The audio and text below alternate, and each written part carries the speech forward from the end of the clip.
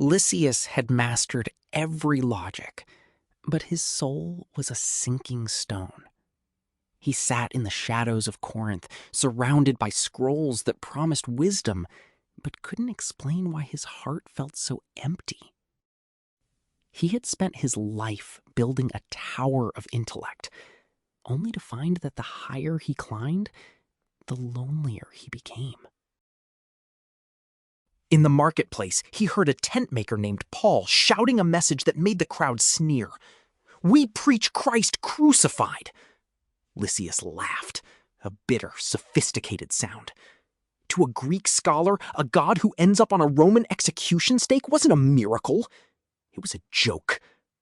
Why would the king of the universe choose the ultimate symbol of failure? But logic doesn't hold you when you're grieving. Wisdom doesn't wash away the rot of pride. That night, as rain blurred his window, Lysias realized his strength was just a wall he'd built to keep out the terrifying reality of grace.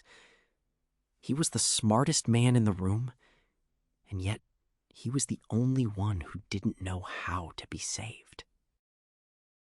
He found Paul in a dusty room lit by a single lamp.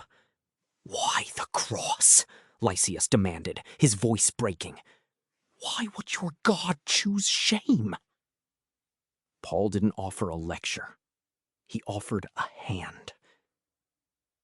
"Because, Lysias, a king on a throne commands your fear, but a king on a cross commands your heart. God didn't wait for you to be strong. He met you in the dirt." The stumbling block moved. Lysias saw that the cross wasn't a symbol of Roman cruelty, but a mirror of his own brokenness.